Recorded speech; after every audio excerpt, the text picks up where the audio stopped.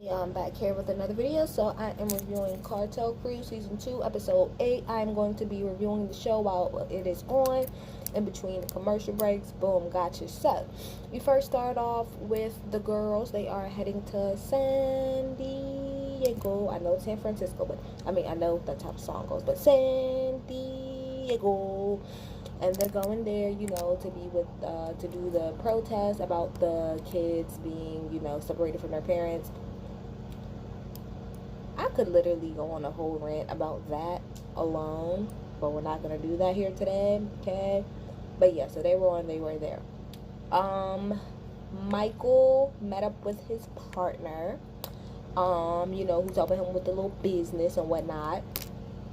So, they're just sitting there and talking, and he's telling him pretty much how, they're about to come out, with their first train, when they're going to California to go and, look at the package, make sure it's good, and then they're going to have a nice launch party on Sunset Boulevard. Let me tell you something.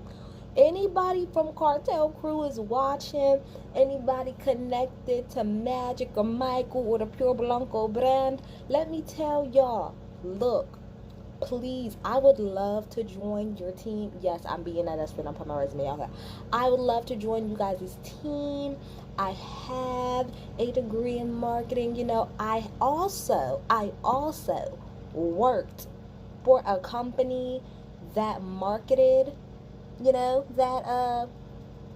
little situation. So your girl got some experience. So I'm just saying, I'm just putting it out there, Michael. I'm putting it out there, Magic. I'm just letting y'all know I am available anytime. I'll leave my Instagram below. Okay, all right. Just want to let y'all know. So yeah, so they're gonna go do that. And then it switched over back to the girls actually getting there.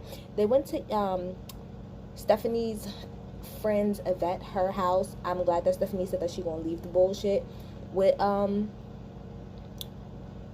what's that girl's name, Betty, in the past, because it's not about her. Thank you. So they went, got to the protest, very, very, very emotional.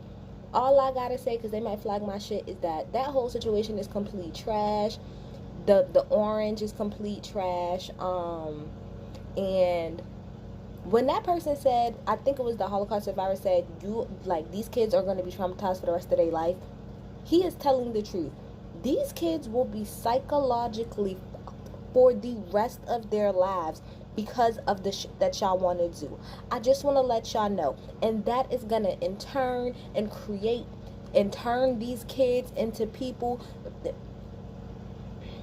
This is why the cycle will never stop, because of trash shit like that.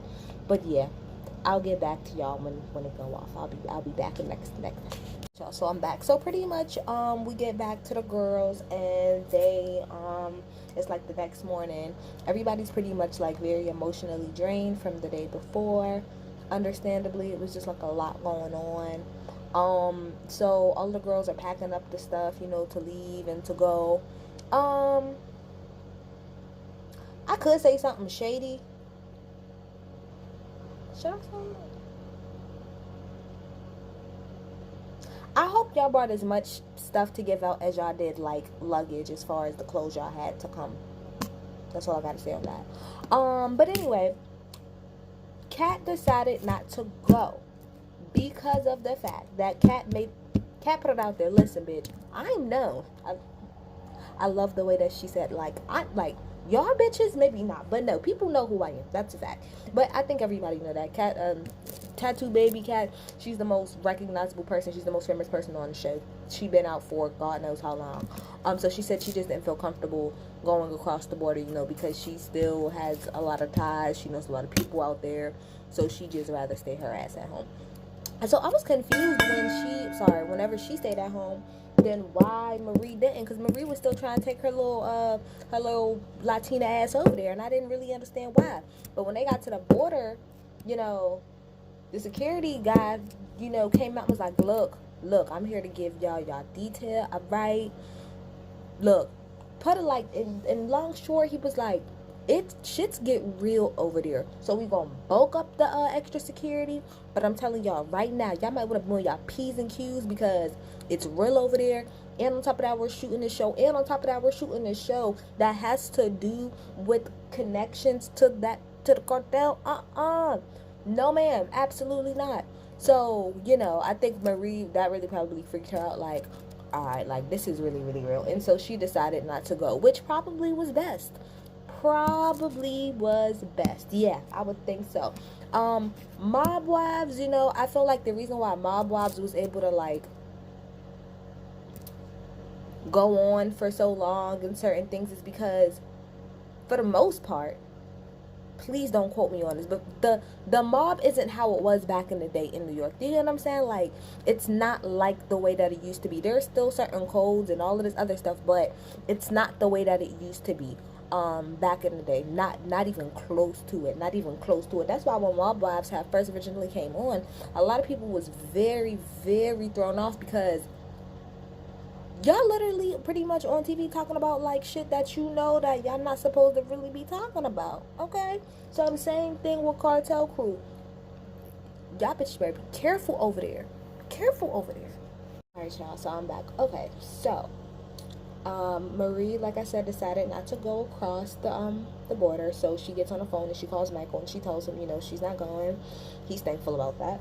So then, the other girls, they go across. Now, once they get across, like they said, you see how easy it was for us to just, boop, walk through, but coming back this way, it's pretty much ridiculous, right? Right. And so, they're driving, the girls is driving, and, they're able to see, like, the wall and stuff like that. So then they get to, like, this, I don't know, like, kind of like this beach or whatever, this little front. And when they look,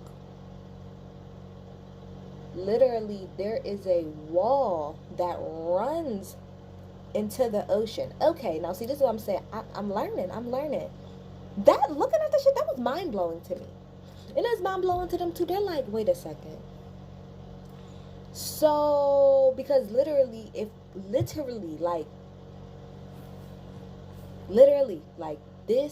is the US side. There's a very tiny, like, wall fence, and then there's Mexico. So it's like, what they said is what I thought too. They're like, well, damn, this is stupid. Can't they just, like, swim around it? And even they was talking about, like, like, oh, well, how people gonna get over it? Like what's the name said in the car? If people have a will, when there's a will, there's a way. Point blank, period. Ain't no wall gonna stop somebody from coming over here if they want to come over here. Period. Okay?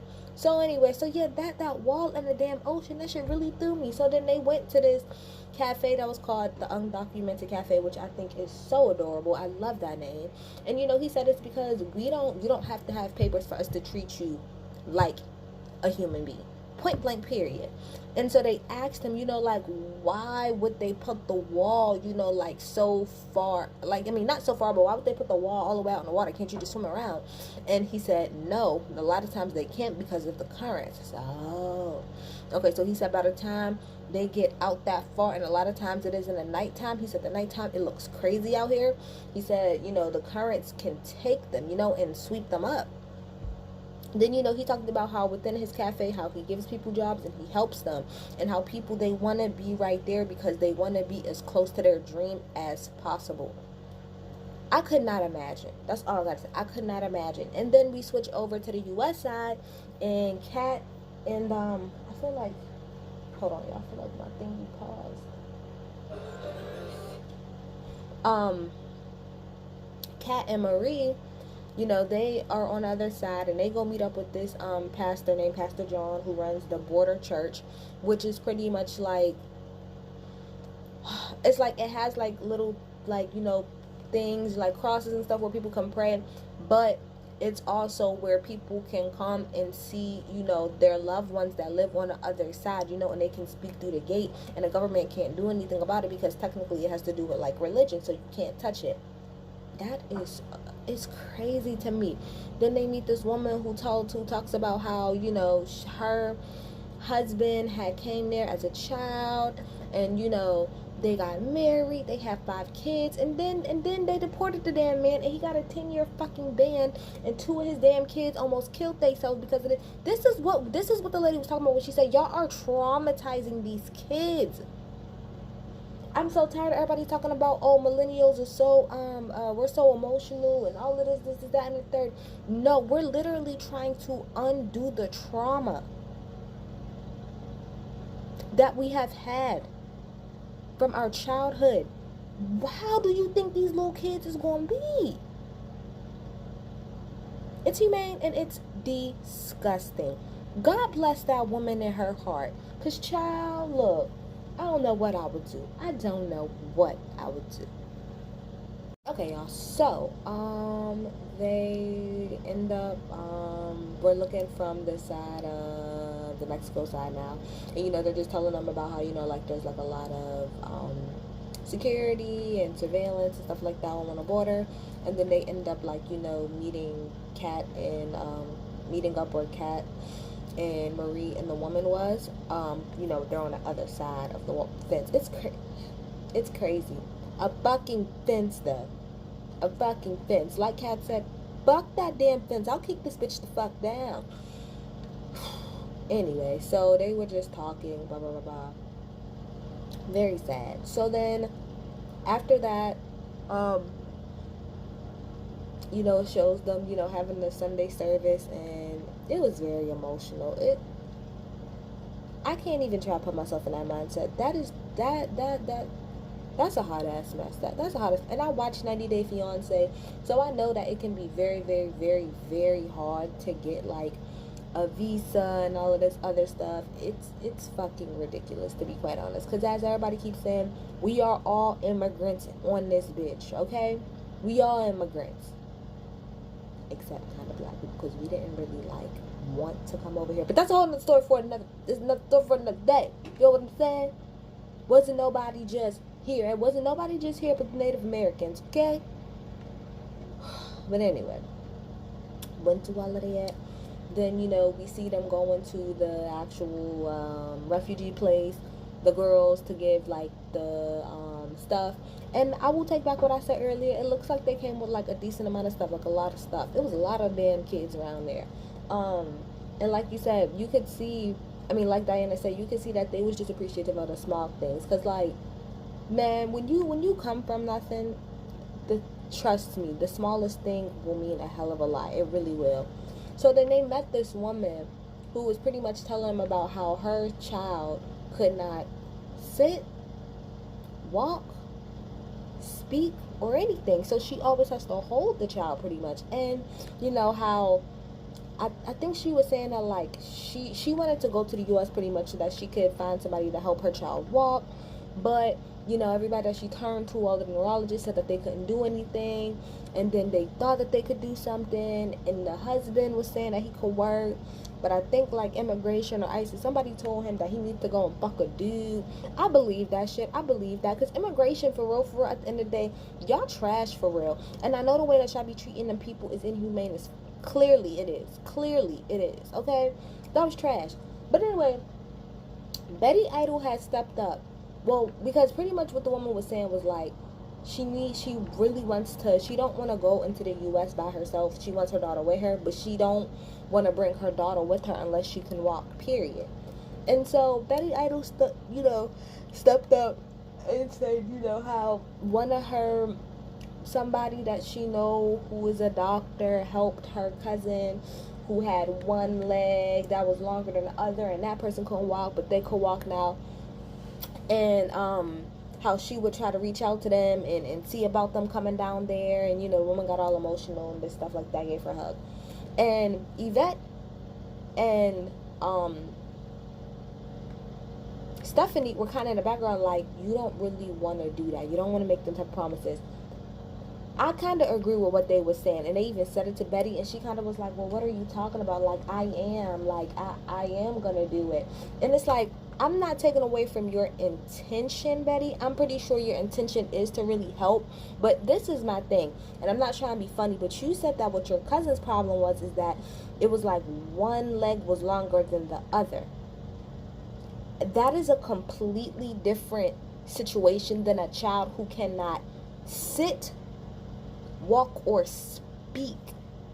Like she said, that's more of a neurological thing, where that is more so of a physical thing. So I appreciate the sentiment, but I do agree to a degree with Stephanie and Yvette by them saying you don't want to give out these people false hopes. And the only reason why I'm saying that is because I watch, like I said, I watch shows like 90 Day Fiance and stuff, and not all, but a lot of people who do not live in the U.S. and they see the U.S. from the outside, they really think it's a whole lot of bubbles and dreams and flashy shit. And the woman even said that she wasn't sure what to expect from you guys when y'all first walked in, because I'm pretty sure to her, you looked high class, you looked bougie. So I'm not saying that this woman's putting all her marbles in a bag and trying and is gonna believe you, buddy. But I do agree with them when they say, please don't make promises that you cannot keep to these people. You know, I don't know what else she could have said. Maybe, in all honesty, maybe she just should have said nothing at all and went back and seen, if she could actually get that doctor to come down there and surprise that woman. That probably would have been better. But at the same time, Betty, I'm not going to take anything away from you, because I understand your intentions. Your intentions was not, to be rude. You were really trying to help. So that's why I'm going to, let you go. And I'm going to let you rock, Betty, because I understand your intentions was, it was good. It was good. Overall, though, this was it was a touching episode. I'm ready for next week's episode when they go to Cali. Everybody near getting blowed. Okay, again, somebody tag Michael. Okay, somebody tag Magic and let them know your girl is here to work. I'm here to work, y'all. I promise. But y'all tell me what y'all think about that.